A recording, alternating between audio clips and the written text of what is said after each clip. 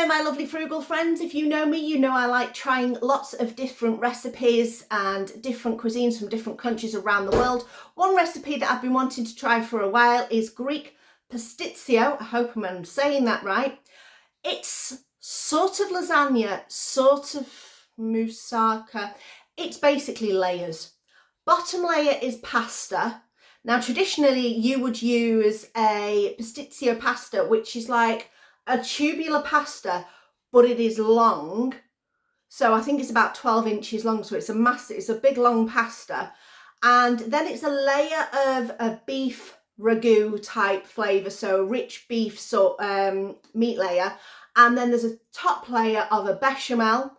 So we're going to do my version of it. I've taken inspiration from quite a few different recipes. We haven't got all the necessary ingredients, but we're going to do our best. It's going to be a homage to, I will not say it is a traditional one. I don't have any tubular pasta at all. I've got fusilli pasta, but I'm not prepared to go out and buy extra stuff for a recipe. This is what we do. We use what we have got and we adapt and we do our best and we fit the recipe around that. So let's get on with the cooking. Right, so let's see what we've got. So we've got our pasta. So we've got our fusilli pasta. We need an onion. We should be using beef mince. I'm using plant mince. So that's going to be the basis for our sauce. Added to our sauce will be garlic, will be tomato puree, will be tomatoes. We're also going to add the double of onion and garlic powder because it just enhances everything. Little bit of cinnamon in there. We're also going to put a little bit of smoked paprika. I've got these left over from a gusto that I had ages ago. Obviously some black pepper in there. We're also going to make a bechamel and we're going to include nutmeg in our bechamel as well as a very fresh egg because that kind of enriches the sauce. Now, some of you have watched my videos before and like, Samantha, aren't you meant to be vegan? Well, I'm vegetarian 100% and vegan as much as possible, but I do have eggs from my friend Rachel. So we always try and use hers and not eggs from anywhere else. So we're going to include that. So the basic thing we're going to start off with, as you do with many recipes, fry an onion. I've cooked the onions for a few minutes and yes, it's a red onion, but that's all I've got in. Actually, remind me, put that on the shopping list. Onions and red onions because I'm literally out of all possible onions. Next thing we're going to put in is a bit of garlic paste or fresh garlic if you have got it. About good 3 cloves of garlic. Give that a little mix, cook that out slightly. Next ingredient is tomato puree. You want to put in at least a good tablespoon of this. So let's just find a spot, and I am nearly out, so I'm just going to use every single bit that I have got of this garlic paste. Not garlic paste, tomato paste. There we go. And cook your tomato paste out for a good couple of minutes. It will darken off, it will make a deeper flavour and it'll be less acidic. So we're just going to cook that for a few minutes. Next we're going to go in with our seasonings. So we have got our garlic powder. I'm going to put in a teaspoon of garlic powder, a heaping teaspoon of onion powder, then a half teaspoon of cinnamon, and I'm using some bouillon powder. You could use a stock cube, but I'm just putting a heaping teaspoon, I mean a good heaping one, of bouillon powder just to give it a little bit of richness. And then one of these little sachets of smoked paprika, which is a teaspoon. Get that in. And some pepper. So depending on how much you like pepper, put in a good few grinds. So about that much, probably half a teaspoon of pepper in there. Now remember, the nutmeg we're going to save for later. Our plant-based mince is straight from the freezer, so it's going to take a little bit more time for that to cook through, but we're going to pop that in. So that's a full bag of that, which is 400 grams. But that'll soon defrost, so I'm not too worried about that. And then I'm going to put in our tins of tomatoes. I've got a tin of plum tomatoes. This is basically, these tomatoes I've not bought, I've got to admit. I got these for Slimmer of the Week at Slimming World. You know, when if you've ever been, you get a basket of people bringing in food, and that goes to the Slimmer. So I've not bought any of these for a while because I've done it a couple of times, and there seems to be quite a lot of tomatoes in the basket that I got. So just give that a good squish down, but I know that's not going to be enough. So this is a tin of chopped tomatoes as well. So basically all I'm going to do now is just going to give this a little mix, as much as I can, with the mince in there. Just turn it round so it gets in. And now it's just a case of popping the lid on and leaving it for a good long while to get fully infused and enriched with flavours. If you had a red wine stock pot, throw it in. If you've got a little bit of red wine, lucky you, throw that in. And basically we're just going to do this low and slow for a good long while. So I'm going to have plenty of time to tidy up and get everything else ready and do some other jobs. Oh, don't forget to put the lid on. And keep an eye on it and give it a stir every now and again just to make sure. Our sauce is doing its thing. We're now going to focus on the bechamel and start making that. I'm making a traditional bechamel, which is flour and butter or fat. This is Flora plant-based stuff,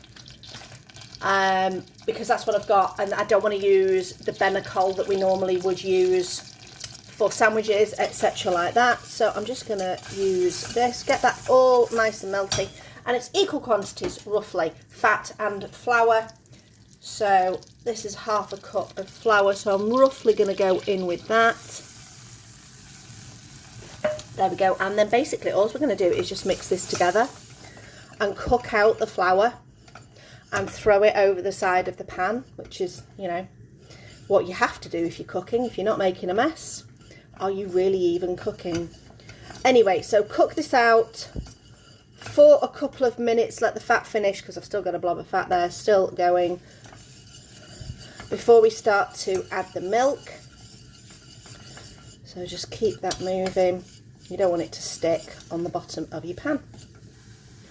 Now that your fat and flour are combined together and you've cooked it for a couple more minutes just to cook out that flour, I'm going to start adding my milk. I'm just using soy milk. This is good enough. Now, some people will just dump their milk in and go through mixing. I prefer to pour a bit of milk in, let that come to temperature, which it will do quite quickly in the pan, and mix that in. I find for myself I get less lumps that way. So now I'm making into a paste. There you go, that's all combined. And then just add the next bit. Just let that come up a little bit warmer. Only takes a few seconds if you've got your pan on quite high, and then start to mix that in. I use a whisk because it's a lot easier than using a wooden spoon. Again, there you go, I've made another paste. And I just feel as though that's creating a nice smoothness. So for me, it's the way I prefer to do it, and it's a little bit easier for me. You do the way that you think works best for you. Like I say, some people just go straight in with cold milk. Some people heat milk separately. This is my way. I'm not saying any way is better than another. It just sometimes some things work better for you than it does for somebody else. I have tried the other ways and I never seem to make as good a bechamel as I do this way. So don't be afraid to give it a good mix, apart from the fact that it'll splash up your pan.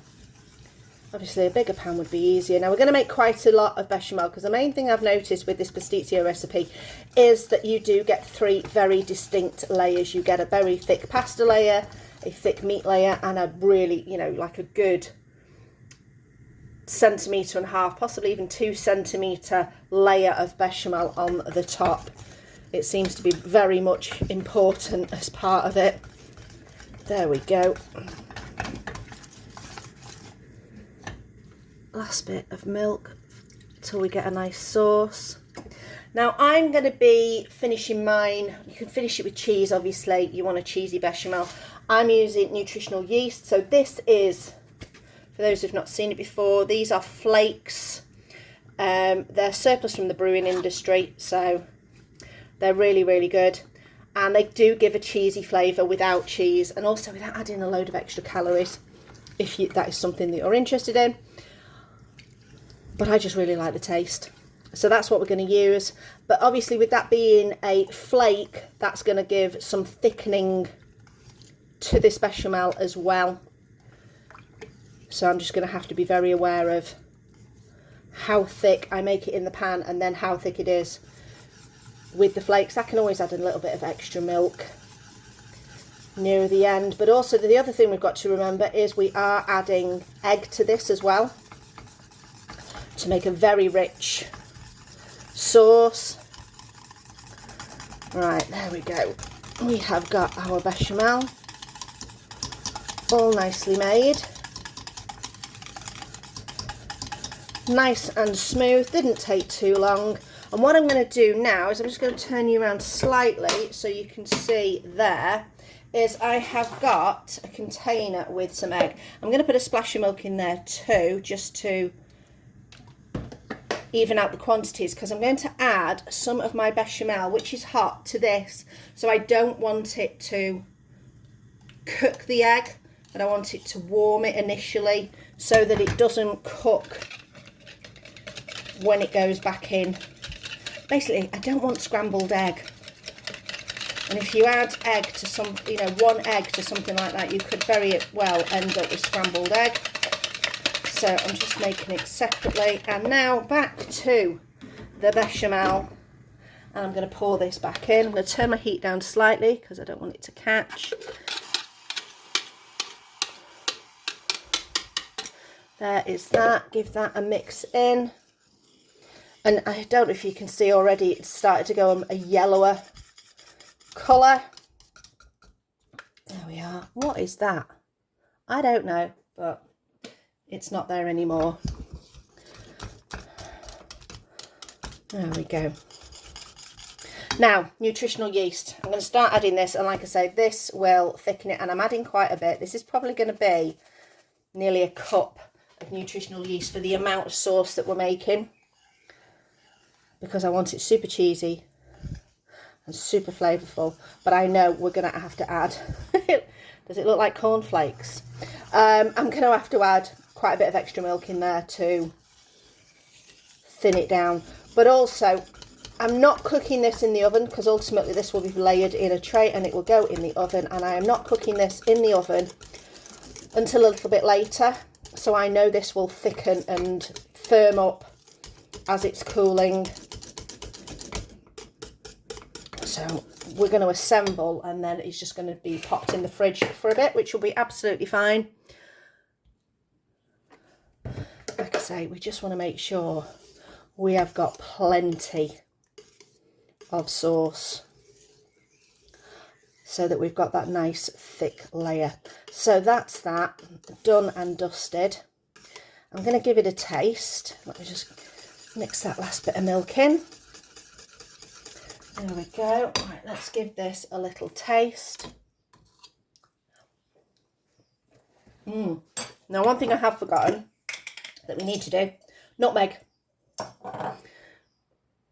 Something on there. Goodness me. Right, so I've got my nutmeg. I've got my world's tiniest grater. And we're going to put some nutmeg in there. This will just enhance the flavour beautifully. Ultimately, this is going to be about a 1/4 teaspoon of nutmeg. You could possibly go up to a half, depending on the volume of sauce that you are making.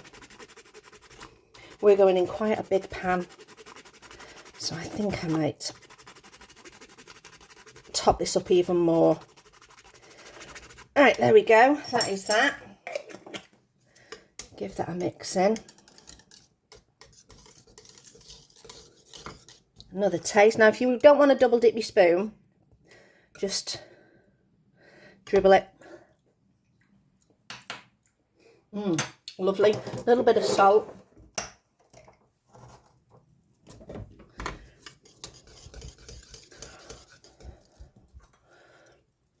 Trouble again. That's delicious. Right, so that's made. That's pretty much done. All I've got to do is cook the pasta. Now, cook your pasta. I'm not going to show you cooking pasta. Cook your pasta, whichever pasta you've got. Look at your packet instructions. And if it says 12 minutes, cook it for maybe like 7. You want it under, because if you cook your pasta too much, it's going to go soggy, because we are cooking it in a pan. So we're going to be cooking it in this massive glass Pyrex dish that we've got. And you don't want to end up with your pasta being super, super soggy. Pasta is cooked nice and, as they say, al dente. In fact, it's a little bit more than al dente. It's still under. So I'm just going to pour it in there. Like we say, nice big layer of pasta. Would be lovely. Oh, you have steamed up something shocking there. Would be lovely if we could have the lovely long Pastitsio layers, but we've not. This is what we've got. So there's the pasta. I'm just going to let that cool off. We're going to keep cooking this sauce because, as you can see, it's still quite wet. And I've noticed in a lot of these, the sauce looks a lot drier than if I was making like a bolognese or a lasagna. So I am going to cook this for a little bit longer. This has been cooking for about 45 minutes. I think if you've got a beef mince, you could probably get away with cooking it a lot longer. With soy mince or plant mince, you've got to watch out that you don't lose some of the texture because you're cooking it for so long that it doesn't break down for too long. So our white sauce, our bechamel, is fine. I'm just leaving that, but just going to cook this for a little bit longer. We are ready with our sauce. So we are going to basically just dump it all on. There we go. It's thick, it's unctuous. It has lost some of that moisture, but not too much. Scrape all of that in. Oh, I love that pan, but it's so heavy. And we are just going to flatten this out all over there. Hopefully this pan is big enough to deal with our bechamel as well. But we want this lovely and flat and pressed. There we go.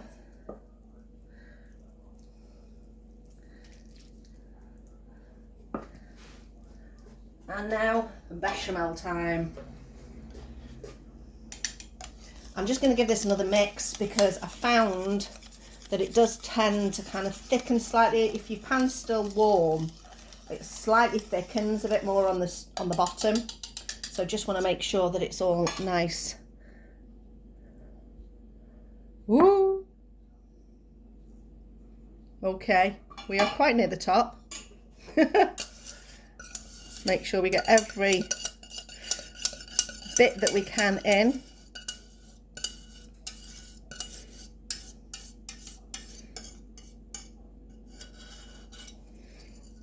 Okay, yeah, well, we've filled that pan. This is just so you know, about what? That's longer than a ruler. That's got to be a good 13 by 9 pan. We are slightly coming over on the edge there. Not too much. This I'm just going to wrap with some foil. It's going to go in the fridge for a bit because tea is not for a good few hours, but I am ready, I am prepped, and then this is going to go in the oven later. So this has been in the fridge and we're getting ready to put it in the oven. I did have foil on the top and it's caught, darn it.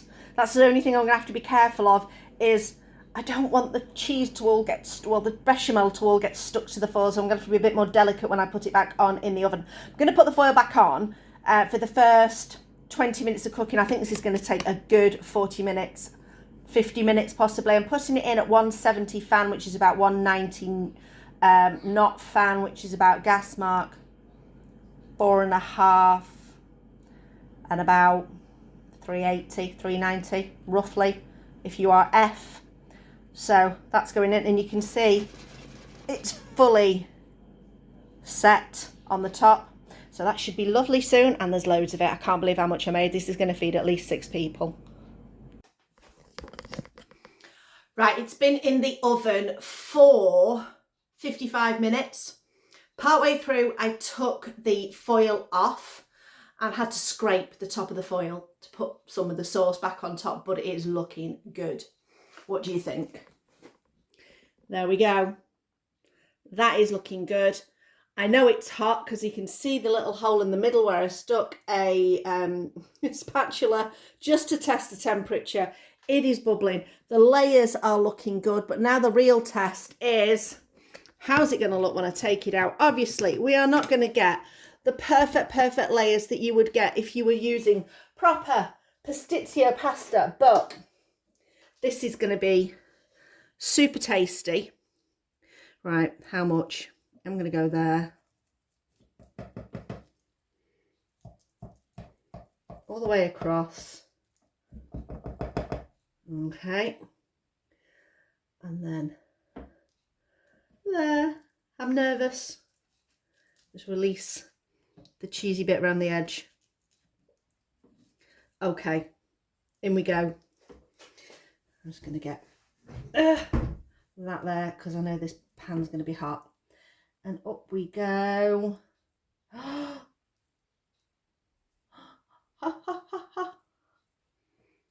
It has come off pretty much in one layer. There we go. Now, taste test. I will be doing some blowing because this is going to be nuclear. It smells really, really good. I'm going to get myself a lovely edge. So plenty of bechamel, plenty of sauce, plenty of pasta. There we go. Right, I'm going to blow for a few seconds.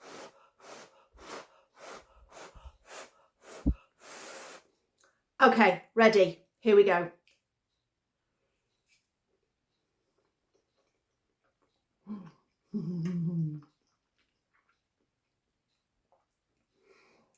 Right, I'm converted.